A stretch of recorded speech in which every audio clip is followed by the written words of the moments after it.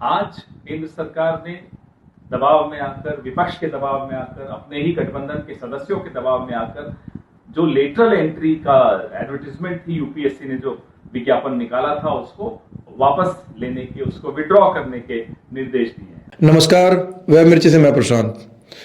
UPSC यानी union public service commission ने हाल ही में 45 पदों के लिए लेटरल एंट्री के थ्रू आवेदन आमंत्रित किए। इसके बाद जैसे पूरे देश में हंगामा ही मच गया। यहाँ तक कि अपोजिशन के लीडर राहुल गांधी ने तो ये कहा कि देश से आरक्षण को ये खत्म करने की एक साजिश है।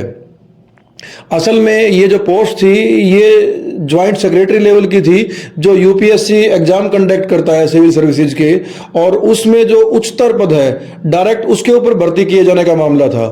अब सरकार पर चौतरफा इतना दबाव बना कि उन्होंने अपना ये लेटरल एंट्री के थ्रू आवेदन जो भर्तियां करनी थी, ये फैसला वापस ले लिया। तो हम लोग ये जानेंगे कि ये लेटरल एंट्री होती क्या है, इसका प्रभाव किस पर पड़ता है, सरकारें क्यों ऐसा करना चाहती हैं। हमारे साथ हैं डॉक्टर अनिल पानीकर, जो यूपीएससी एग्जाम के लिए बच्चों को तैयारी करवाते हैं और इन मामलों की गहरी जानकारी रखते हैं। हम उनसे ये भी जानेंगे कि जिस वर्ग को यानी कि ब्यूरोक्रेसी को इससे सबसे ज़्यादा प्रभाव पड़ना था, वो इसका विरोध क्यों नहीं कर रहा था। नमस्कार डॉक्टर साहब। नमस्कार डॉक्टर साहब, मैं ये जानना चाह रहा हूँ कि ये लेटरल एंट्री का जो मामला चल रहा है, यूपीएससी ने जो भी किया है, ये लेटरल एंट्री है क्या बेसिकली? लेटरल एंट्री का मतलब है कि आप, एक तो होता है सिलेक्शन, एंट्री आप करते हैं, पहले पोस्ट पे आप अप्लाई करते हैं, आप रिटर्न क्लियर करते हैं और उसके बाद इंटरव्यू दे के फिर सिलेक्शन होता है। इसमें क्या है कि वो सिलेक्शन के बाद वो धीरे धीरे टाइम के साथ प्रमोशंस होते हैं और आप अलग अलग पोस्ट पे पहुँचते हैं। तो अब इसमें यह है कि आपको नीचे के लेवल पे नहीं आना है, बल्कि ऊपर का जो पोजीशन है उस पर हम सीधे लोगों को अपॉइंट कर रहे हैं जी। ठीक है, तो मान लीजिए एक आईएएस है तो उसके लिए एक हाईएस्ट लेवल पोस्टिंग जो है वो जॉइंट सेक्रेटरी और अल्टीमेटली सेक्रेटरी होता है।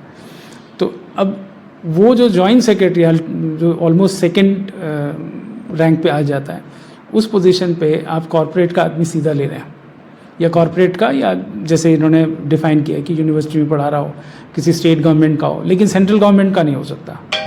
इन्होंने इसको साफ तौर पे कहा सेंट्रल गवर्नमेंट का नहीं हो सकता जी। तो वो सीधा आपने एक हायर पोजीशन पे इसको बैठा दिया है। ठीक है, उसको नीचे वो सिस्टम का कोई एक्सपीरियंस नहीं है, उसका एक्सपीरियंस अपने लेवल का है। वो यूनिवर्सिटी में पढ़ा रहा है तो उसको पढ़ाने का है, या यूनिवर्सिटी एडमिनिस्ट्रेशन में है तो उसको यूनिवर्सिटी एडमिनिस्ट्रेशन का है। और अगर किसी पब्लिक सेक्टर में या जैसे पीएसयू में काम कर रहा है तो पीएसयू जितने भी हैं वो स्पेसिफिक होते हैं। पेट्रोलियम प्रोडक्ट है तो वो स्पेसिफिक है, या रेलवेज है तो वो भी स्पेसिफिक है। ठीक है, तो आप उस आदमी को वहाँ से ले रहे हैं और उसको हो सकता है होम मिनिस्ट्री में लगा रहे हैं, हो सकता है आप उसको चाइल्ड वेलफेयर में लगा रहे हैं। तो वो कैसे काम करेगा, क्या करेगा, वो एक अलग मुद्दा है। मतलब इसमें सीधा सीधा आप उसको उस लेवल पे ले रहे हैं। हाँ डॉक्टर साहब, इसमें दो सवाल बड़े निकल के आते हैं। एक तो यूपीएससी के पास ये राइट कहाँ से आता है कि वो लेटरल एंट्री क्या है, बैकडोर एंट्री है बेसिकली, ये इस तरह से लेटरल एंट्री कर दें। एक तो उसके पास राइट कहाँ से आया है ये। दूसरी बात, यूपीएससी से जो सिलेक्शन है, जो आईएएस वगैरह जो एडमिनिस्ट्रेटिव पोस्ट हैं, तो वो वहाँ से भी तो प्रमोट कर सकते हैं उस चीज़ को। क्या प्रॉब्लम है, मतलब क्यों किया जा रहा है ये? देखो, ये पहली बात तो ये कि इनका एक पर्पस ये है कि ना, जो डायरेक्ट रिक्रूटमेंट्स हैं ये संख्या धीरे धीरे कम करनी है। तो इसमें अगर आप ऊपर के लेवल पे डायरेक्ट भर्ती कर लेते हैं तो नीचे से प्रमोशंस रुक जाएंगी, और नीचे से प्रमोशंस रुक गई तो ऑब्वियसली नीचे आपको उतने लोगों को भर्ती करने की ज़रूरत नहीं पड़ेगी। ओके, तो एक तो रिक्रूटमेंट, दूसरा ये है कि इसके साथ साथ ही जो है ना, रिजर्वेशन की पॉलिसी अपने आप ख़त्म हो जाएगी इसमें, क्योंकि आप डायरेक्ट एम्प्लॉय कर रहे हैं। फाइन, लेटरल एंट्री है। इसमें जो इनका एडवर्टाइजमेंट निकला है यूपीएससी का, अगर आप देखें उसमें कहीं कोई एससी, एसटी, ओबीसी, कोई कोटा का कोई चक्कर नहीं है। तो वो रिजर्वेशन पॉलिसी बिना कहे चुपचाप ख़त्म हो जाएगी। तीसरा जो है, ये चाहते हैं कि जो एडमिनिस्ट्रेशन है ना, उस एडमिनिस्ट्रेशन में एक तरह से कॉरपोरेट्स और प्राइवेट सेक्टर की जो भागीदारी है वो और बढ़ जाए। भागीदारी क्या, एक तरह से वो डिसीजन मेकिंग में आ जाएंगे। ठीक है, तो ये 3 या 5 साल के लिए लिए गए हैं कि 3 साल तक रहेगा, आप बाद में एक्सटेंड कर सकते हैं। तो इसका मतलब ये हो गया कि हर सरकार जब वो बने वो अपने 30, 35, 50 आदमी लगा ले, और जब तक उनका कार्यकाल पूरा होगा 5 साल में, तब तक जो करवाना है करवा ले। बिल्कुल, एग्जैक्टली यही है सिस्टम। कि 3 साल के लिए आपने लिया, अगर आपको वो कम्पिटेंट लगा तो आपने 2 साल और एक्सटेंशन दिया, यानी कि एक तरह से एक सरकार का 5 साल का टेन्योर वो निकाल लेगा आराम से। और ऑब्वियसली वो सरकार के जिनके साथ भी हैं। अब आप सोच के देखिए कि कॉरपोरेट है, अब कॉरपोरेट एंटिटीज़ बड़े हैं, अब उनको चाहिए की पोजीशंस पे अपना आदमी, ठीक है, तो वो उनको यहाँ अप्लाई करवा दे और ये इंश्योर करे कि उनका सिलेक्शन हो और उनको वही डिपार्टमेंट मिल जाए। तो जो पॉलिसी बनानी है मेजर, वो पॉलिसीज़ वो किस तरह का बनाएगा, वो तो इस तरह की पॉलिसी बनाएगा जो जिस सेक्टर के इंटरेस्ट को वो प्रोटेक्ट करना चाहता है उसके फ़ायदे में हो। हाँ, जैसे आप सेबी का एग्जांपल दे ही रहे थे। हाँ, सेबी का जीता जागता एग्जाम्पल, अभी तक सेबी चेयरमैन हमेशा कोई IAS रहा, ये पहली बार थी, और किस लेवल तक कॉम्प्रोमाइज्ड है आप देखिए। और अभी बेशर्मी ये है कि वो रिज़ाइन करना छोड़ने की तो कोई बात ही नहीं कर रहा, बिल्कुल सही, बल्कि उसको डिफेंड कर रहे हैं, ठीक है। तो यही बेशर्मी जो है यहाँ पे भी आएगी, आपको पता ही नहीं लगेगा कि कौन तय कर रहा है क्या चीज़ें तय। ऑल्दो अभी भी जो पॉलिसीज़ बनती हैं उसमें ऑलमोस्ट कॉर्पोरेट्स का मेजर रोल रहता है। एग्रीकल्चर पे पॉलिसी बन रही है तो पता लग रहा है कि एसोचएम का एक एग्रीकल्चर का डिपार्टमेंट है, वो पॉलिसी बनाता है, तैयार करता है, सरकार को देता है, सरकार उसको पास करने में तुल जाती है, कोई डिस्कशन नहीं, कुछ नहीं, जो है भी डिस्कशन वो फॉर्मेलिटी से में करते हैं। तो अब इस लेवल पे अगर आप सीधे लोग ही एम्प्लॉय कर देंगे तो उनको ये सरदर्दी भी मतलब ख़त्म हो जाएगी, सब कुछ ही उनके हाथ में चला जाएगा। तो जो सिविल सर्विस की तैयारी करते हैं बच्चे, उन पे क्या इम्पैक्ट आएगा इस चीज़ का? उन पे तो सीधा सपाट इम्पैक्ट है, धीरे धीरे पोस्ट आपकी कम हो जाएंगी। आपको जब एंट्री लेवल पे जो लोग जा रहे हैं वो आगे बढ़ने के लिए उनके रास्ते बंद हो गए, तो इसका मतलब है कि काफ़ी ज़्यादा लोग जो है नीचे लोअर लेवल पे रह जाएंगे। तो नीचे लोअर लेवल पे रह जाएंगे तो वैकेंसीज कम हो जाएंगी, तो आप सिविल सर्विसेज की वैकेंसीज कम कर दीजिएगा फिर, और धीरे धीरे कम करते चले जाएं। और कम करने का एक फ़ायदा ये होगा कि आपको ये रिजर्वेशन से छुटकारा मिल जाएगा। और दूसरा क्या है कि अल्टीमेटली जो है ये पूरा सिस्टम एडहोक पे ला के खड़ा करना चाहते हैं, टेम्परेरी, ओके, पूरा सिस्टम। जब फौज में पहली बार अग्निवीर हुआ था ना, तब हमने यही बात की थी, अगर फौज को ये छेड़ सकते हैं ना इस लेवल पे, तो फिर कुछ बचेगा नहीं। अगर आपने पीछे मीडिया में रिपोर्ट्स थी कि यूपी पुलिस जो है वो भी एडहोक पे मतलब इंस्पेक्टर और सब इंस्पेक्टर अपॉइंट करने की बात कर रही थी। तो आप सोचिए कि जो आदमी 3 साल के लिए आया है, 5 साल के लिए आया है, और उसके बाद उसकी कोई गारंटी नहीं कि वो कंटिन्यू करेगा, ठीक है, और ऐसे पोजीशन पे है कि जहाँ पे वो कई चीज़ें इन्फ्लुएंस कर सकता है, तो वो अपना फ़ायदा देखेगा या किसका फ़ायदा देखेगा। दूसरी बात यह है कि जो सिविल सर्वेंट हैं, हमें उनसे कईयों से बहुत दिक्कतें हैं, बहुत करप्ट भी हैं, लेकिन उनकी जो सारी ट्रेनिंग है, सारा एक्सपोजर है, वो पब्लिक वेलफेयर के लिए है, ठीक है। इनका ऐसा कुछ है ही नहीं, इनको सिवाय प्रॉफिट बनाने के और तो कुछ आता नहीं। पब्लिक पॉलिसी, पब्लिक वेलफेयर से इनका कोई लेना देना नहीं। तो आप ऐसे लोगों को बहुत ही इन्फ्लुएंशियल पोजीशन पे बिठाने की बात कर रहे हैं। बिल्कुल सही बात है। हाँ। तो इसमें एक बड़ा सवाल ये निकल के आता है कि बीजेपी अभी बोल रही है कि ये जो लेटरल एंट्री का मामला है 2005 में कांग्रेस लेके आई थी, तो ऐसा कुछ है क्या, मतलब कब हुआ था? 2005 में इसका पहला प्रपोजल आया था, ठीक है, लेकिन वो रिजेक्ट हो गया था। ओके, गवर्नमेंट ने मानने से मना कर दिया।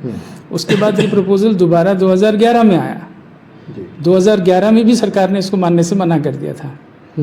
उसके बाद ये 2014 में इनकी सरकार बनने के बाद ये प्रपोजल फिर से रखा गया, और तब इन्होंने 2016 में इसके लिए कमेटी बना के, उस कमेटी ने कुछ नॉर्म्स तय किए और उस नॉर्म्स के बेसिस पे रिक्रूटमेंट का प्रोसीजर उन्होंने शुरू कर दिया।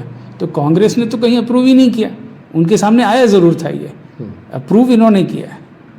तो एक पिक्चर को एक बार ना इमेज करिए, आपके 3 साल 5 साल के बाद इनको हटा दिया जाएगा, तो ये एक ट्रेंड सेट हो जाएगा कि अगली सरकार भी, चाहे वो कांग्रेस की आए किसी की आए, इसको रिपीट करेगी, या नीचे वालों को चांस मिलना शुरू हो जाएगा? मुझे लगता है कि वो रिपीट करेगा, ये ट्रेंड रिपीट होगा, क्योंकि अब आप पॉलिटिकल क्लास के हाथ में आपने एक मौका दे दिया अपने लोगों को सेट करने का और सिस्टम को अपने हिसाब से घुमाने का, तो ये उनसे वापस लेना थोड़ा मुश्किल होगा, जब या तो मतलब लोग इसके बारे में जागरूक हों और जो भी पार्टीज़ हैं उनको अकाउंटेबल करें इसके लिए, तब तो शायद ये ना हो। अदरवाइज़ तो इनको फ़ायदा लगता है तो ये कंटिन्यू करेंगे। तो इसमें लास्ट एक बड़ा सवाल निकल के आता है कि एक तो जो हमने कहा कि रिजर्वेशन नियर अबाउट खत्म कर देंगे इस चीज़ के अंदर, ये जो अपोजिशन लीडर राहुल गांधी भी बोल रहे हैं और लोग भी बोल रहे हैं। इसके अलावा पॉलिसीज पे बड़ा खतरा है। हाँ। इसके अलावा ये भी है कि ये ट्रेंड सेट हो जाएगा। तो ओवरऑल यदि हम देखते हैं, क्योंकि सारी एडमिनिस्ट्रेटिव लॉबी आपने इस तरह से कर दी है, तो फिर देश के अंदर बचता क्या है इसके बाद? मतलब कुछ भी देश के अंदर ऐसा लगता है जैसे आम लोगों का जो काम है ना, वो 5 साल के बाद जैसे एक वो पूजा में आहुति डालते हैं, उस तरह से जाके किसी के नाम पे ठप्पा लगा के वापस आ जाएं और उसके बाद बैठे रहिए। आप ना बोल सकते हैं, ना शिकायत कर सकते हैं, कोई सुनने वाला नहीं। ठीक है। और इसके लिए ज़रूरी है कि लोग जब तक इन चीज़ों की समझ ना रखें और जब तक इस मुद्दों को लेके सड़क पे ना आए, मुझे नहीं लगता कि कोई खास बदलाव होगा। और ये लोग जो कर रहे हैं वो करते चले जाएंगे। नहीं, इसमें बड़ा सवाल ये है कि आम आदमी कर क्या सकता है इसके विरोध में। बात यह है कि वो क्या, उसका एक्शन प्लान क्या हो, है कोई आइडिया इस चीज़ का? अभी फ़िलहाल तो कुछ भी नहीं, कोई इसके ऊपर खास बातचीत नहीं है। थोड़े से पढ़े लिखे इंटेलेक्चुअल ग्रुप के अंदर इसकी बातचीत हो रही है। ठीक है। और वो भी मतलब कोई फेसबुक ट्विटर पे किसी ने कुछ शेयर कर दिया, इससे ज़्यादा कुछ नहीं है। जहाँ इसकी बात होनी चाहिए, हर कॉलेज हर यूनिवर्सिटी में इसके बारे में बात होनी चाहिए, क्योंकि वहाँ से जो बच्चे निकल रहे हैं ना, ये उनका फ्यूचर ख़त्म कर रहे हैं। ठीक है। आप हर कॉलेज हर यूनिवर्सिटी से बच्चे जो हैं वो सिविल सर्विसेज और इस तरफ को जाते हैं, और वो हमारे देश के एकेडमिक क्रीम होता है। तो आप हमारे देश के एकेडमिक क्रीम के सामने कोई ऑप्शन छोड़ नहीं रहे हैं। तो ये बातचीत की शुरुआत कॉलेज और यूनिवर्सिटी से होनी चाहिए, और इसमें उन कॉलेज और यूनिवर्सिटीज़ की फैकल्टी का भी बड़ा रोल है। ठीक है। लेकिन ऐसा कुछ अभी देखने को तो नहीं मिल रहा। डॉक्टर साहब, मुझे लगता है कि इस फैसले से, लेटरल एंट्री वाले फैसले से सबसे ज़्यादा जिसको इफेक्ट होना चाहिए वो ब्यूरोक्रेसी है जो सिविल सर्विसेज में है। तो वो लोग क्यों नहीं विरोध कर रहे हैं? क्योंकि शायद उन पर अटैक है ये। तो आपको थोड़ा इसके लिए देखना पड़ेगा कि जो टॉप ब्यूरोक्रेसी है, जो कि मतलब करियर के एक हायर पॉइंट पे है, वही तो पॉलिसी मेकिंग में, वही डिसीजन मेकिंग में है। तो आप एक सिंपल एग्जांपल देखिए कि इनके बच्चे कहाँ हैं आज के दिन, कौन से आईवी लीग इंस्टीट्यूशन में पढ़ रहे हैं, किन कॉर्पोरेट्स के साथ इंटर्नशिप कर रहे हैं। अगर आप वो देखेंगे ना तो आपको सारी कहानी समझ में आ जाएगी। आप अजीत डोभाल साहब हैं, इनके 2 बेटे, इन्होंने कहाँ किन फर्म्स के साथ काम किया हुआ है। अब तो वो हमारे सिटीज़न भी नहीं है। ठीक है। इसी तरीके से बाकी आपको ब्यूरोक्रेट्स के बच्चों का भी यही पोजीशन मिलेगा। तो ये अपने इंटरेस्ट के लिए इन्होंने कॉम्प्रोमाइज़ किया हुआ है, और वो जो अपना इंटरेस्ट है उसको जस्टिफाई करने के लिए एफिशिएंसी, नेशन बिल्डिंग, मार्केट की अंडरस्टैंडिंग, इस तरह के टर्म्स का इस्तेमाल ये करते हैं। इनको आदत है इस तरह के वर्ड्स को यूज़ करके अपने इंटरेस्ट को जस्टिफाई करने की। मतलब ये साफ है कि इनके बच्चे हो सकता है कि यूपीएससी कंपटीशन में तो क्लियर ना कर पाते, लेकिन ये रास्ता कंपैरेटिवली ज़्यादा आसान हो गया इनके लिए। वो एक रास्ता और है। मैं मतलब ये नहीं कहूँगा कि उनके बच्चे जो हैं वो यूपीएससी के लायक नहीं, कई इनमें से कईयों के बच्चे यूपीएससी के थ्रू भी गए हैं, लेकिन ये ज़रूर है कि मतलब इनके बच्चे जो हैं वो कॉर्पोरेट में बहुत अच्छी पोजीशन से मिलेंगे आपको। तो उनको ना इधर आने की ज़रूरत नहीं है। यहाँ तो वो लाएंगे जो कॉर्पोरेट्स के इंटरेस्ट के लोग हैं, उनको पकड़ के लाएंगे। वो ज़रूरी इनके बच्चे हों, उनके बच्चे तो इससे कई गुना बड़े पैकेज में आगे निकल जाएंगे। तो उन्होंने अपने सेल्फ इंटरेस्ट के लिए इस देश का जो भी इंटरेस्ट था, इसका जो फ्यूचर था, उसको आराम से कॉम्प्रोमाइज़ किया है, बड़े अच्छे अच्छे नाम, बड़े अच्छे अच्छे टर्म्स यूज़ करके।